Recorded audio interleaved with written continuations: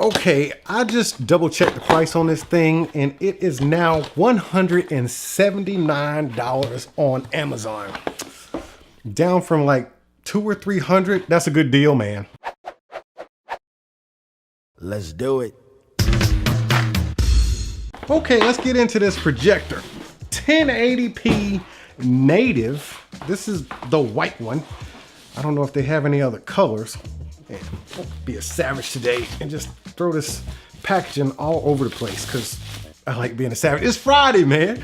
It's Savagery Friday. Welcome back, JD Aliens. We are checking out yet another projector by CiBest. This one actually does look familiar. It looks very familiar, almost identical, actually. Yeah, it is pretty much identical to the Vankyo V600. I think that's what it's called.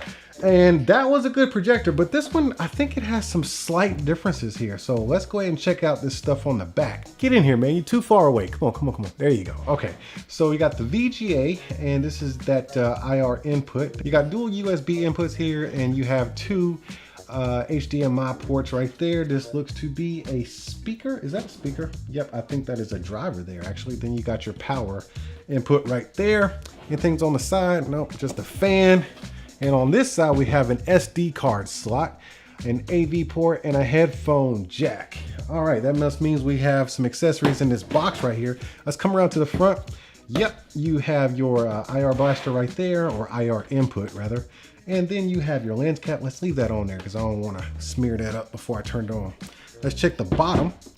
Okay, so you can actually adjust this at an angle if you need to, if you put it on a tabletop and it's not leveled out. So that is nice to have in there. That way you don't have to bust out the old school phone books or nothing like that. Or, you know, crumple up a piece of paper and put it up under there. Now back to the top, you got your focus ring and then you got your keystone right here.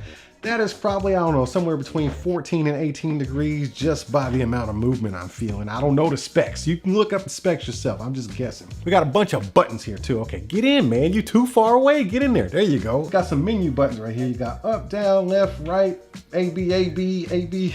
You know the contra code. Anyways, man, we got the OK, play, source, menu, and of course you need a power button. Let's get into the accessory box because we need to interface with this thing and you can't do that without some accessories. You got your AC plug right there and your standard HDMI cable. I'm really glad that they actually give you this, like the HDMI cable, because back in the day, you remember back in the day, you used to have to buy these things from like, I don't know, Best Buy, Radio Shack, and Walmart, and they were like expensive. Now they're pretty cheap, so they do include it. That way you don't have to take a trip to the store. Then you got your AV cord right here. So you got your, this is a 3.5 millimeter plug that goes to your video and left and right channel. So you got your full stereo hookup there, some instructions, which I probably will not need. And then we have a remote that looks like it glows in the dark. Let me see, hold on real quick. Let me see. Yeah, man, this thing glows in the dark. Okay, let me charge it up, let me get it up under this light. Okay.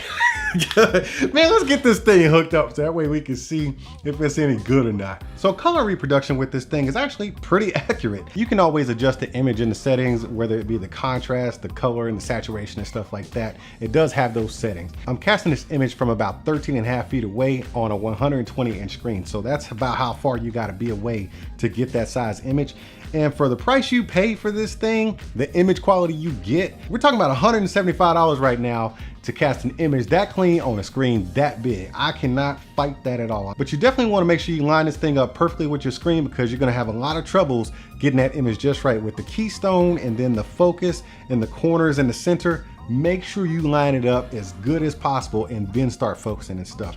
That'll help you out in the long run. Huge bonus, I love having the glow in the dark buttons because typically you're gonna be watching this thing in the dark and you might not have remembered where the buttons are and you just need to see them. So the glow in the dark buttons on the remote are a huge plus.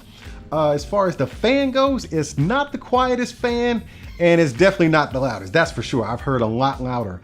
So this is kind of in the middle of the quietest and the loudest fan you'll probably hear on a projector. Most likely you're gonna end up hooking this thing up to a home theater or a sound bar or something, but just in case you don't have one, The one speaker that it does have is really good.